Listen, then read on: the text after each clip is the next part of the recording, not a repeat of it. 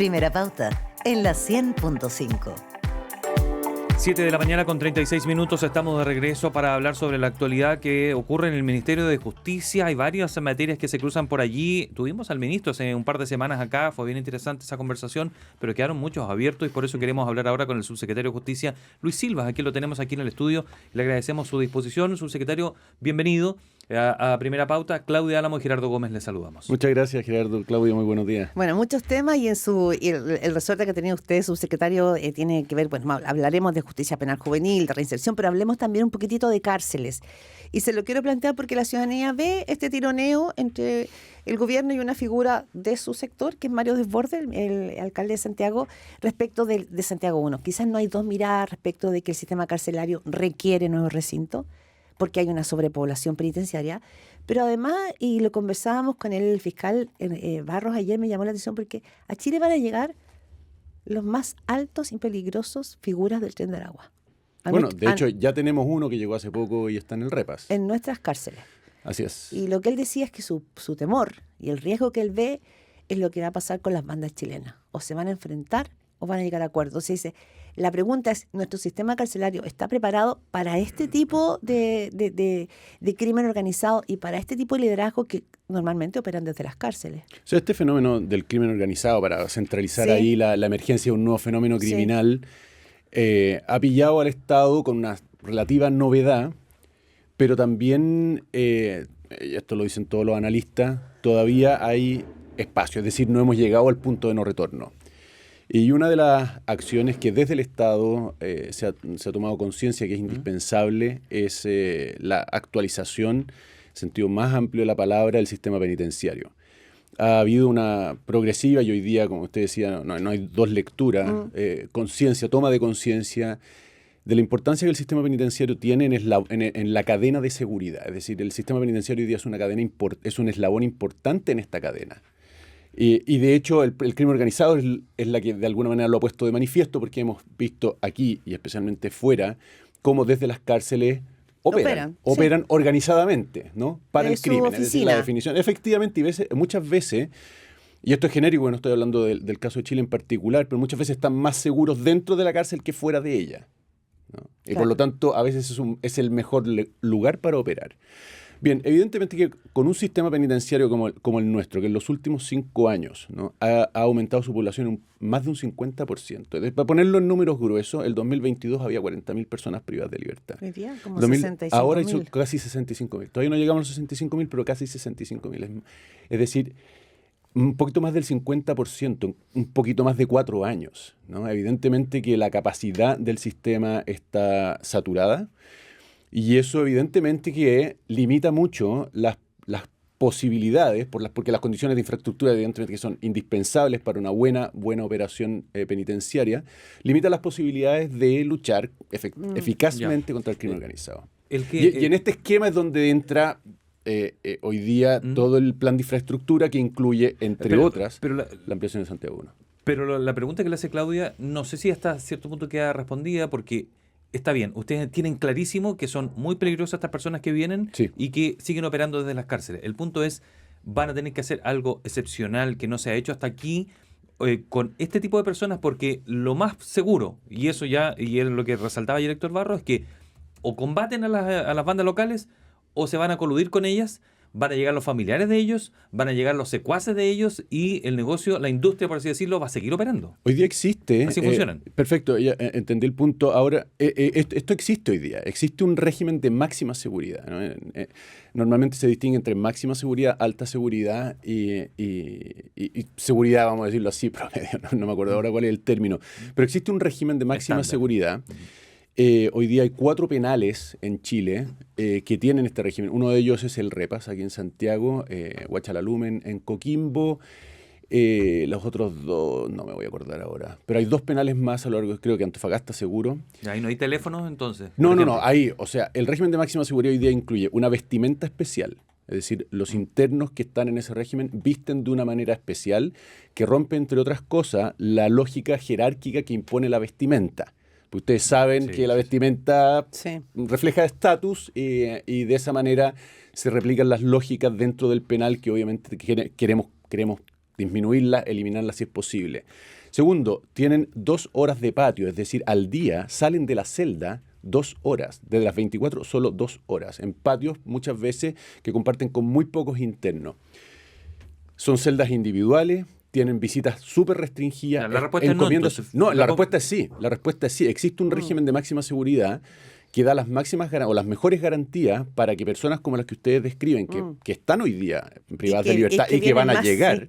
Sí, vienen más. Exactamente. O sea, sí estamos preparados. Sí, estamos preparados y nos estamos preparando para lo que viene, porque evidentemente que con la trayectoria de población carcelaria que venimos teniendo desde el 2022, la capacidad que hoy día tenemos y la capacidad que esperamos tener aquí al 2031, que es el horizonte en el que estamos trabajando este plan de infraestructura, se hace corto. Por lo tanto, también hay que dar la pelea en otros frentes. ¿Se encontraron, subsecretario, con una situación mejor o peor de la que ustedes consideraban cuando eran oposición respecto a las cárceles chilenas? Que tiene una mirada muy crítica, pero usted como que plantea que en realidad las cárceles no estaban tan a la mano de Dios, digamos. Aquí hay...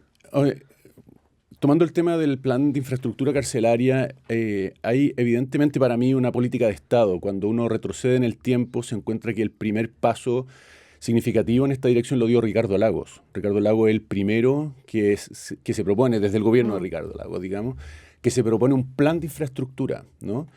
Mediante el sistema de las concesiones. Sí. Eso se fue retardando. El número de cárceles que se construyeron es relativamente bajo. La última que se construyó es La Laguna, que comenzó en 2017. Es decir, desde el 2017 no se construye un solo penal en Chile, ¿no? Casi 10 años. Y en 10 años sabemos que ha cambiado considerablemente el panorama en materia de seguridad. Hubo un rezago allí. Un rezago que yo creo que tiene muchos factores que lo explican. Uno de ellos es cultural. Recordemos también que hay un elemento político en el gobierno de Gabriel Boric, y recordemos lo que fue el ambiente de la Convención Constituyente. Había una postura explícitamente contraria al sistema concesionado para las cárceles. Explícitamente, es decir, el borrador del primer proyecto de constitución lo decía explícitamente. Era la única prohibición de concesiones que establecía explícitamente el texto era respecto de las cárceles. Y el primer año del gobierno de Gabriel Boric me consta que no tuvo ni una sola apertura a mirar el sistema concesionado para seguir ampliando. Ahora, el ministro de Seguridad, Luis Cordero, creo que ha hecho un punto, y no solamente hizo puntos relevantes acá, ni declaraciones, avanzó. Absolutamente, él hizo la diferencia. O sea, ustedes recibieron la discusión respecto del penal de Santiago 1 desde el gobierno anterior. Absolutamente, de hecho. ¿No es cierto? Y lo otro importante es que también la reforma de Gendarmería viene del gobierno anterior, que va a ser muy relevante para el manejo de las cárceles. Por eso subrayo que aquí lo que hay es una política de Estado, y de hecho cuando se pone tanto énfasis en las diferencias que puede tener un alcalde en particular con el gobierno, simplemente replica la misma lógica que se dio en la administración anterior. Recuerden que la alcaldesa de Santiago era del Partido Comunista y el gobierno era parte del oficialismo, y sin embargo hubo diferencia importante entre la alcaldesa y la administración. Una dinámica que se replica ahora porque es una política que trasciende la administración en particular. Cuando hablábamos con el ministro de Justicia nos decía hace algunos días que él más bien está llevando esta parte, ¿no?, del trabajo del Ministerio de Justicia, todos los cambios que van a haber en la justicia penal juvenil, donde va a haber algunas medidas que se quieren intensificar en cuanto a la reclusión de menores de edad que cometen delitos, sobre todo los más peligrosos, ¿no?, los que cometen, por ejemplo, lo voy a poner así, un homicidio, y que cumple 18 años y está en un centro para menores, pero cumple 19, cumple 20, cumple 21 y sigue allí. Así es. Entonces él decía, lo queremos llevar a un penal normal, porque es mayor de edad, y allí hay plazas que están. Pero la crítica, nos decía el ex ministro Luis Cordero, es que se acaba la reinserción. Allí no hay reinserción. Es una escuela del delito, es una universidad más bien, para sacar un máster allí en ese lugar. ¿Qué se va a hacer en eso? ¿Lo van a ir a encerrar en una cárcel donde hay delincuentes comunes y va a salir peor? ¿O van a hacer reinserción en ese recinto? Yo creo que es importante reforzar el punto de partida para que la audiencia entienda bien la razón de esta política que se está impulsando.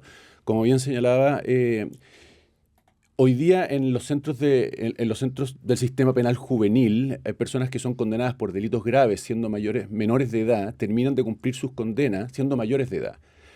Y eso implica la convivencia entre estos sujetos mayores de edad ya, condenados por delitos graves, con menores de edad, que pueden llegar hasta los 14 años potencialmente, porque ese es el rango de edad, desde los 14 hasta los 17 meses. Pero no conviven. El exministro Gajardo estuvo aquí hace 3 días y dijo están segregados. Bueno, es una segregación relativa. porque están bajo el mismo techo, a veces están bajo en el mismo recinto, a veces son casas, lo voy a poner así entre comillas, porque se le parecen bastante, pero en un mismo recinto. Es decir, la convivencia existe, es relativa, por supuesto. Hay una segregación, por supuesto. Pero después lo otro de creer que porque entra en un penal de adulto la reinserción no es posible es echar por la borda todos los esfuerzos de reinserción adulta que existen, ¿no? Y son importantes. Pero perdón, subsecretario, para llevar la discusión a lo que ayer el exministro de Justicia, Hernán Larraín, militante de la UDI, planteaba, que me parece súper relevante actuar con la razón. O sea, que la delincuencia juvenil se pueda discutir con razón y no solo con emoción. Porque, claro, lo que hemos visto últimamente genera angustia, genera rabia, genera emoción. Estoy pensando en el último reciente caso de tragedia, ¿no es cierto?, la tragedia de San Bernardo. Entonces, dice Hernán Larraín, estoy hablando de alguien que es de su sector, que no existen datos de que tener jóvenes presos o tratados como adultos realmente signifique la no reincidencia. Esto se suma a las voces, ¿no es cierto?, que se han hecho desde la Subsecretaría de la Niñez, planteándole al Ministerio de Justicia que se tomen los datos, que se tomen los datos racionales respecto de que pareciera ser que ese no es un camino que disminuya, sino que tiene más peligros que certeza. Bueno, es que en esto no hay que olvidar que la finalidad del sistema penitenciario, podríamos decir, es doble, es seguridad y reinserción. No es solo reinserción, ¿no? Y de hecho yo creo que hay una discusión que es interesante de dar. Todo el sistema penal juvenil hoy día se entiende bajo el rótulo reinserción.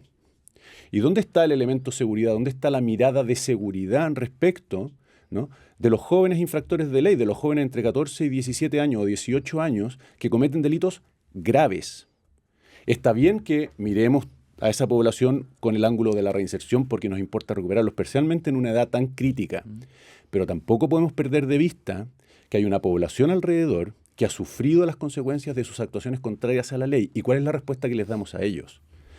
Por lo tanto, reinserción y seguridad van de la mano. Y de hecho, hoy día, precisamente el proceso en el que nos mandató la reforma constitucional es separar estos dos hermanos, seguridad y reinserción, que han convivido bajo la misma institución, que es Gendarmería de Chile, y ahí en dos órganos diferentes. Estamos al debe en eso, en seguridad, es decir, había cierta, impunidad, poco cumplimiento por parte de esos infractores de ley peligrosos. Yo creo que hoy día el sistema es tributario de una experiencia como país que ha cambiado.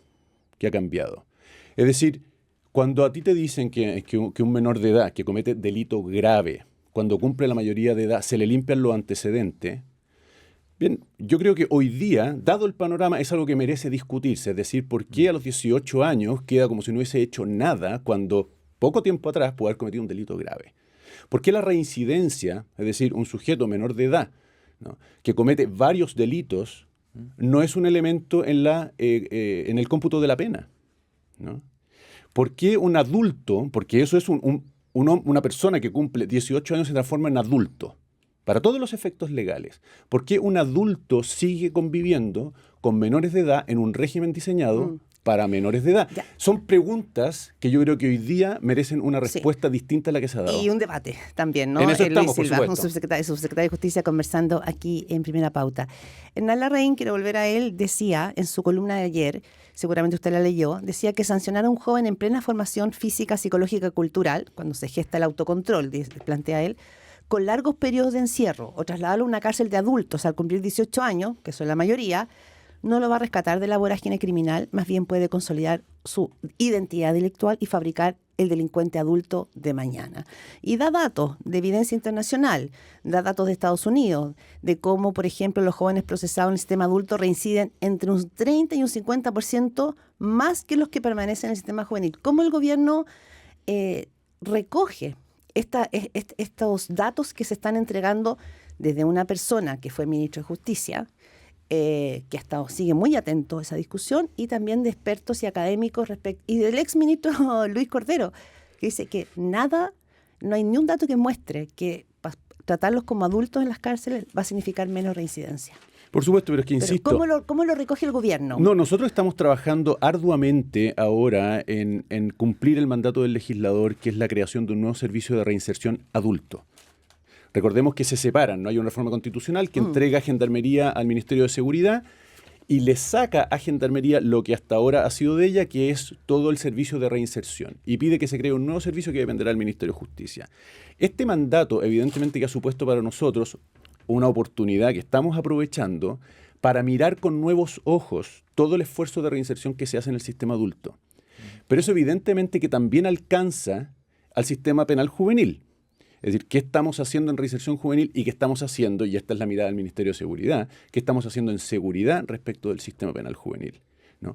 Hoy día podemos contar, por ejemplo, que se firmó hace muy poco un convenio entre el Ministerio de Justicia y la SOFOFA, porque uno de los elementos clave en la reinserción es el trabajo, y es la continuidad en el trabajo. Hoy día, es paradójico, pero muchas personas privadas de libertad tienen un empleo dentro del recinto que van a perder cuando salgan y que les va a costar mucho más encontrarlo afuera que adentro. Es decir, en términos laborales, para simplificando las cosas, podríamos decir que están mejores adentro que afuera.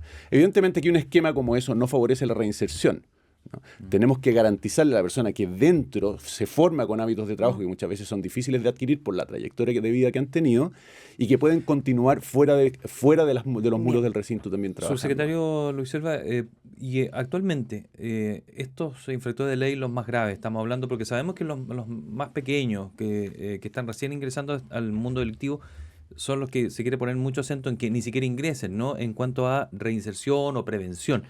Pero con los que ya son más consumados, con los que cometen delitos graves, con que probablemente les da lo mismo, que lo hayan detenido 16, 20 veces, etcétera. Ellos son refractarios al sistema. ¿Ellos cómo se comportan adentro? Es decir, ¿consumen drogas adentro? ¿Huyen? ¿No aprenden nada? ¿No quieren estudiar? ¿Se rebelan ante quienes los cuidan? Bueno, esto pasa en las escuelas, pasa en los colegios, imagínate. ¿Cómo funciona con eso actualmente? Hay de todo, hay experiencia de todo. Aquí es importante para quienes nos están escuchando esta mañana que hay distintas maneras de cumplir penas en el sistema penal juvenil. Hay 18, hoy día en Chile hay 18 centros cerrados, es decir, personas que cumplen penas privativas de libertad, ¿no? Lo más parecido a un recinto penitenciario para la población menor de edad. Sí. Allí evidentemente que nos encontramos con casos muy diversos, porque allí caen personas que han cometido crímenes graves, ¿no?, delitos graves, pero que tienen trayectorias diferentes. A veces es la participación accidental. Pero me refiero, ¿hay impunidad ahí? A eso voy, porque yo sé creo que Gendarmería hace algo yo no perimetral. No hablaría de impunidad, ¿ya?, pero ciertamente sí hablaría de oportunidades para aumentar la seguridad y con eso también mejorar las condiciones que rodean a estos jóvenes, ¿no? En algunos casos, como usted bien decía, las posibilidades de reinserción son bajas. Son bajas porque a esa edad es difícil y cualquiera que sea padre o madre sabe de qué estoy hablando. Es decir, entre los 14 y los 18 años los chiquillos son bastante reacios a cualquier tipo de consejo. No hay que ser un infractor de ley para haber incurrido en eso. Bueno, por eso hay distintos planes en distintos estados para poder... Pero yo lo quería, con el tiempo voló, subsecretario, llevarlo brevemente a un tema muy contingente. Tiene que ver con indultos. El Partido Republicano, su partido, está perdiendo la paciencia porque dice que hay una promesa, lo ha dicho también el Partido Nacional Libertario, respecto de otorgar beneficios de indulto a carabineros que hoy están privados de libertad en el caso del estallido social. El gobierno dice que va a ir caso a caso. El Partido Republicano, entiendo que habló de este tema con el presidente en su reunión el día de ayer.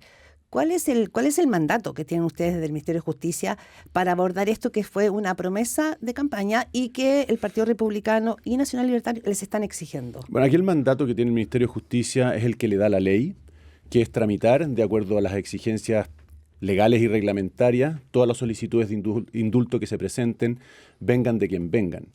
Y hasta ahí llega mi comentario, porque el resto es una potestad, ya lo sabemos, lo dice la Constitución, exclusiva y excluyente del presidente de la República, y por lo tanto a mí no me compete pronunciarme sobre el mérito. Claro, pero como militante también de un partido que está a la espera, usted me imagino que tiene también el reporte de gente de su partido, ¿usted le parece que es un compromiso que hay que cumplir? Yo creo que aquí hay que respetar las dinámicas que se dan en el Congreso por una parte y los tiempos del Ejecutivo por otro. En esto yo honestamente no me he metido para nada. Yo no estuve invitado a Cerro Castillo, fue una reunión solo del presidente con los parlamentarios. Y yo he estado bastante al margen de esta discusión porque desde la subsecretaría no nos toca ver directamente esto. El trámite, y esto es interesante que las personas lo sepan, el trámite se inicia en la oficina de partes del Ministerio, donde cualquier persona puede solicitar el indulto, de allí se va a la oficina de indultos de la División de Reinserción Judicial, de ahí se va a la oficina del ministro y de ahí eventualmente se va a la oficina del presidente. O sea, el subsecretario aquí es arroz graneado. A su secretario de Justicia, Luis Silva, le agradecemos al venir al estudio de Pauta. Muchas gracias. A ustedes, muchas gracias, igualmente. Muy amable.